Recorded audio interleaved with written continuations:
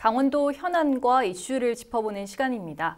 얼마 전 SNS를 통해 자치분권 기대해 챌린지가 확산되면서 자치분권 2.0 시대에 대한 응원 물결이 이어졌습니다. 지난해 12월 지방자치법 개정안이 통과되면서 그 기대 역시 더 커지고 있는데요. 오늘 헬로 이슈토크에서는 지방자치법 개정에 따른 자치분권 시대와 관련해 자세한 이야기 나눠보겠습니다. 스튜디오에 남상규 강원도의원, 이기원 한림대 교수 나와주셨습니다. 두 분 안녕하십니까? 네, 안녕하십니까? 안녕하세요. 네, 의원님 또 오랜만에 또 출연을 해주셨는데 네. 그동안 또 잘 지내셨는지 궁금합니다. 불러주셔서 감사합니다. 네, 의원님 뭐 좀 최근에 좀 집중하고 계신 의정 이슈 어떤 게 있으신지 먼저 말씀해 주실까요? 네, 의회에서 조례 제정을 준비하는 것이 하나 있습니다. 강원도교육청 학교 밖 청소년 지원 조례를 준비하고 있습니다.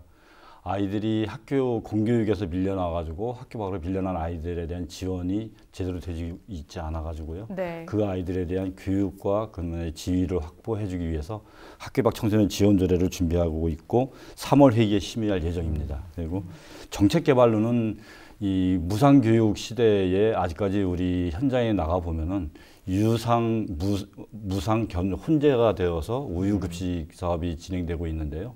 무상교육 취지에 맞게끔 우유급식도 무상 우유급식이 되어야 된다는 취지에 해가지고 제가 지금 정책적으로 제안을 하고 추진 준비 중에 있습니다. 네, 또 다양한 활동하시느라 엄청 바쁘시겠습니다. 예, 많이 자꾸 꼬입니다. 네, 지금 또 아까 제가 잠깐 말한 이 자치분권 기대 챌린지에도 의원님께서 최근에 참여하셨다고 들었는데 네. 이 참여하게 된 계기와 의미가 궁금합니다. 그 자치분권의 의미가 지금 보면 우리나라의 경우는 중앙 집중형 권력과 재정을 그 행정 일선인 지역으로 균등하게 분배를 하고 네. 그다음에 중앙과 광역단체는 이 법의 취지에 맞게끔 보충성의 원칙을 제도화해야지 지방자치단체의 자율성이 확대가 된다는 취지에 공감을 하기 때문에 네. 그래서 진정한 지방자치 실현을 위해서는 이 지방자치와 분권이 우선이 된다는 의견으로다가 저도 참여를 했습니다. 네, 이 챌린지가 뭐 어떤 형식으로 진행을 하는 건가요? 저 같은 경우는 춘천시 의원께 제가 제안을 받아서 네. 저도 챌린지에 동참을 했고요. 저 네. 또한 제가 아는 지인들께 제가 추천을 해서 그분들이 계속 바톤을 이어서 나가고 있습니다. 아, 계속해서 이어지고 있는 예. 챌린지군요. 네, 그럼 오늘 중점적으로 나눠볼 이야기, 지난해 12월 9일 국회를 통과한 지방자치법 전부 개정안입니다. 이게 어떤 부분이 좀 크게 달라졌나요? 아마 88년도에 지방자치법 개정 이후 32년 만에 처음으로 개정이 되었다고 이야기하는데요. 네. 그 온전한 지방자치 분권의 확대 기틀이 마련됐다고들 이야기합니다. 그 내용을 보면은 주민의 직접 참여권 주민 주권이 강화되었고요. 네. 주민조례 발안제도나 주민감사 청구권을 좀 많이 완화시켰습니다. 그리고 지방의회의 자치권을 좀 확대했습니다. 네. 자치 입법권을 보장해주고 지방의회의 운영을 자율권을 좀 확대해줬고요. 네. 그래서 지방의회의 인사권 독립과 정책 지원 전문 인력 도입이 가능하게 되었고요. 특례시 제도가 담겨 있습니다. 그리고 지방의회 및 지방의원의 책임성을 강화했습니다. 윤리특위 구성을 의무화했고 윤리심사 자문위원회를 설치하게끔 되어 있고요. 겸직금지에 대해서는 명확화를 시켰고요. 그리고 의정활동 정보 공개에 대해서 확대 실시하게끔 제도를 만들었습니다.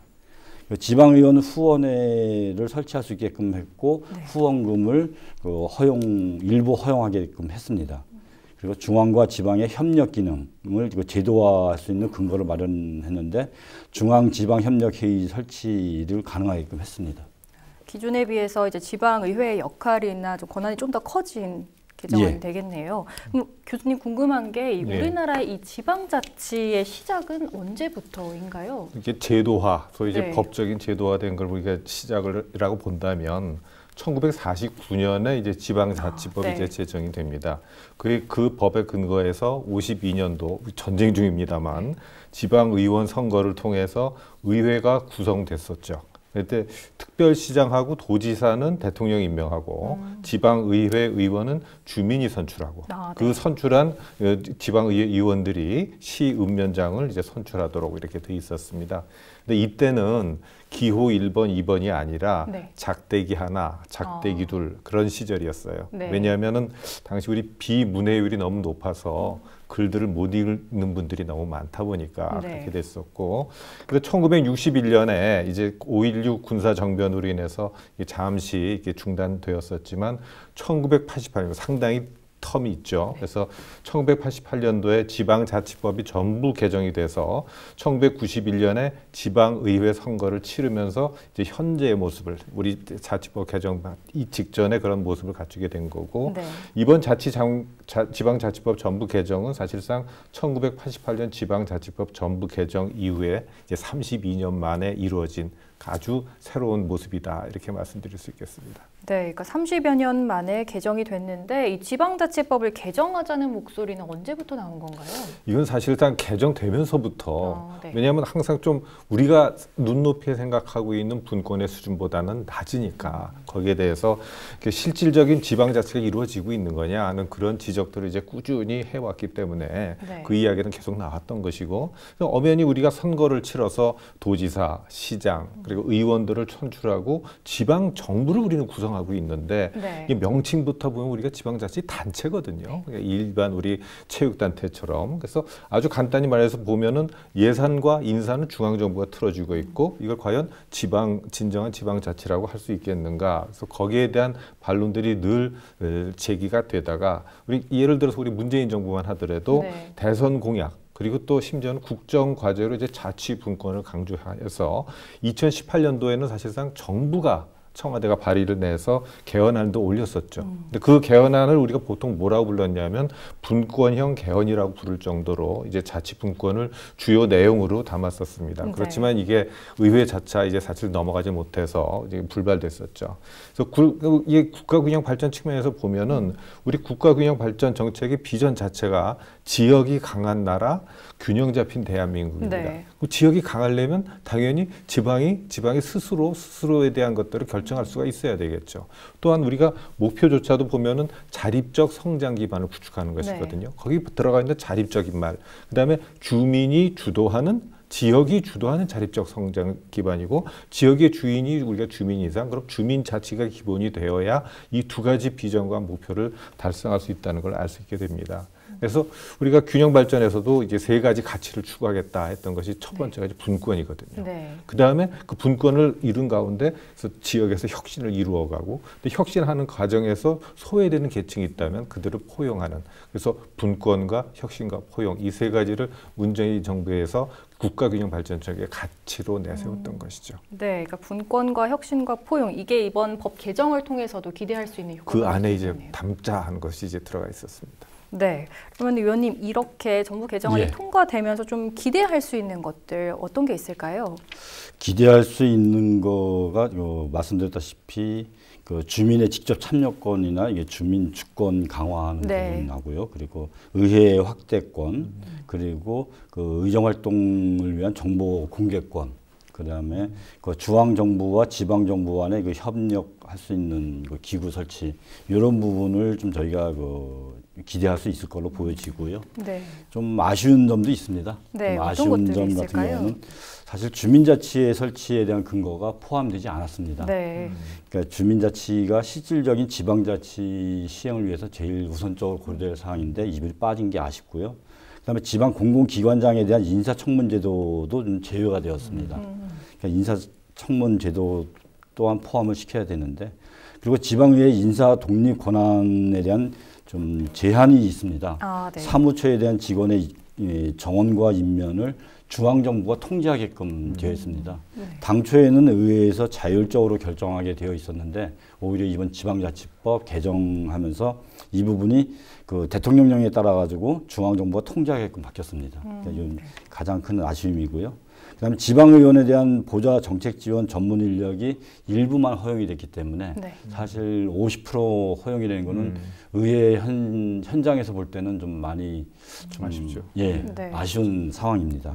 그런 부분이 있고, 지방의원들에 대한 후원금도 선거 때만으로 제한적으로 운영을 네. 하고 있기 때문에, 또 법정 선거 비용의 50%만 허용하기 때문에 이 부분 또한 많이 아쉬운 점입니다.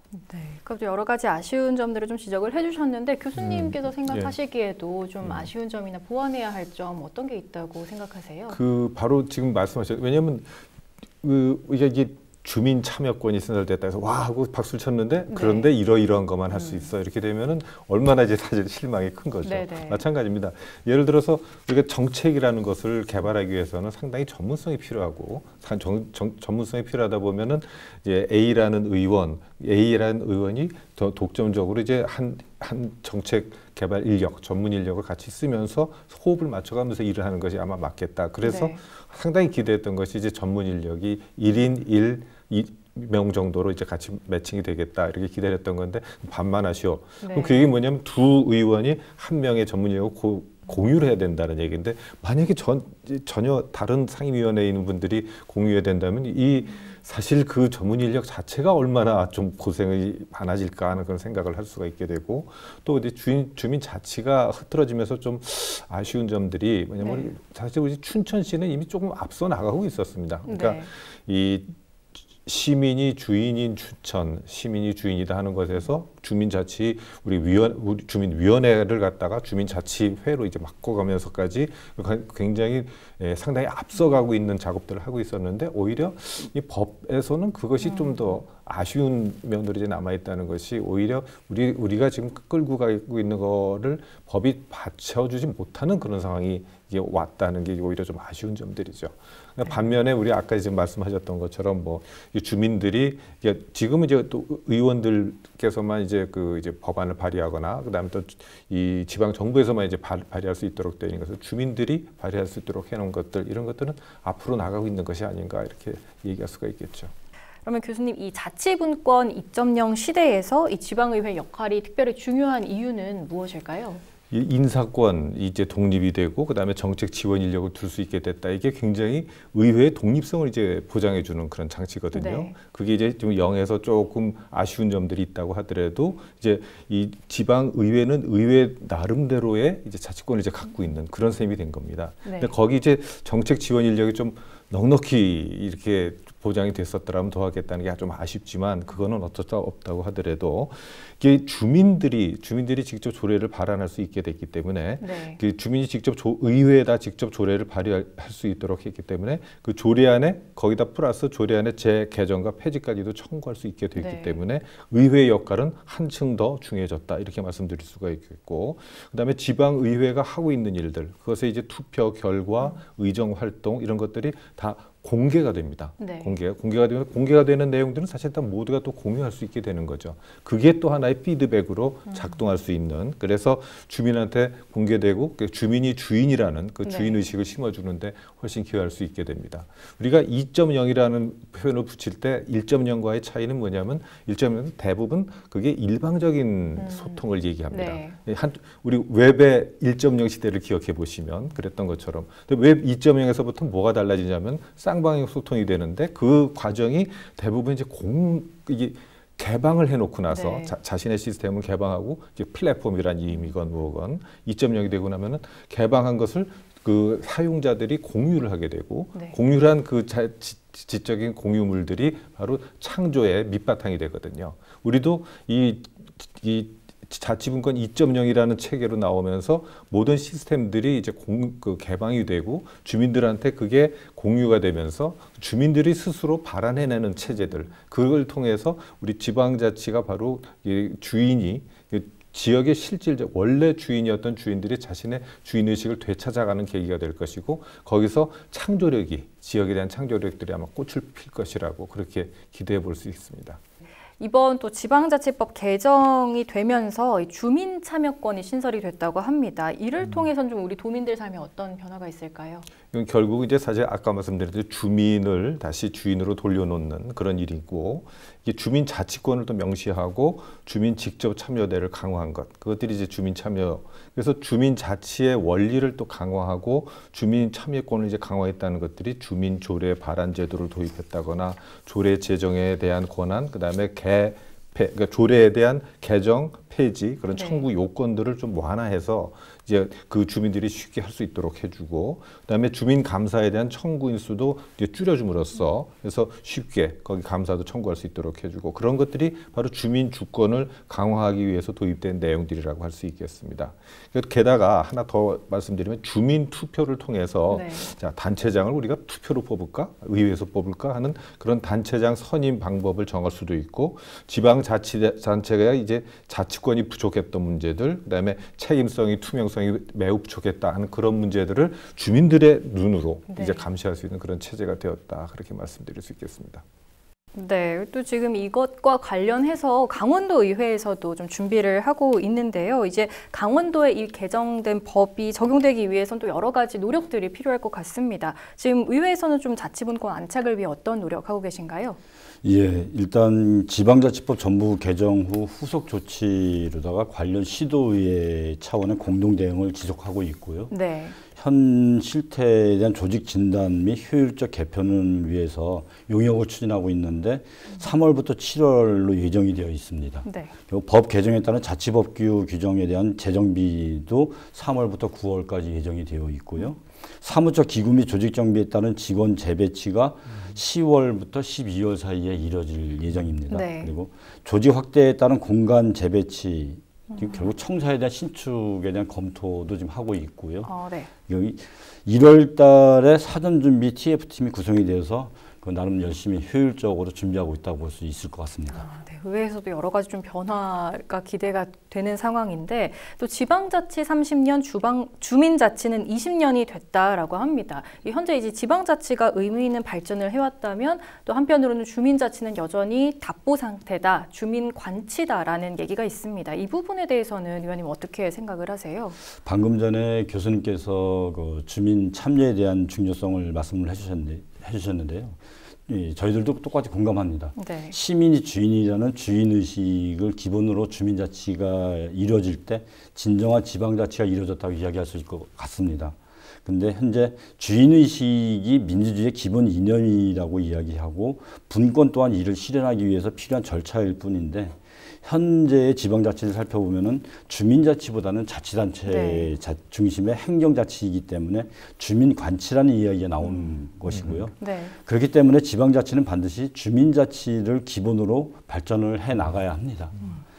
이런 의미에서 보면은 지방자치법 개정이 많은 아쉬움이 남는 개정이었지만 앞으로 지속적으로 계속 보완해 나간다면은 더 발전해 나갈 수 있을 거라고 생각이 듭니다. 네, 그러니까 지방자치와 주민자치가 이제 원래의 목표대로 잘 이루어지기 위해선 그만큼 좀 도민분들도 많은 관심을 가지셔야 할 것 같습니다. 좀 마지막으로 강원도민들께 하고 싶은 말 있으실까요? 이 지방자치법이 개정되면서 어떤 의미가 있는가 하면은 방금 얘기했던 지방관치, 지방행정의 대상이었던 이제 주민들의 그 위치가 나 이거 원래 주인이었는데, 왜냐면 엄연히 우리 헌법에도 보면은 민주공화국이다. 네. 모든 권리는 우리 국민으로부터 나온다 했던 그 주인의 위치에다 다시 갖다 놓은 거거든요. 그래서 제자리에 돌려놨고, 그래서 주민 주권이 강화됐는데, 문제는 그럼 주인이 또 주인다워야 한다는 문제가 있습니다. 네. 그럼 내가 이제 주인인데 아직 지금까지의 관행처럼 쭉 또 다시 옛날에 그 관치의 대상으로, 행정의 대상으로 할 수가 없으니까 우리가 당연히 거기에 대한 인식 제고에 대한 훈련, 이런 것들이 다시 한번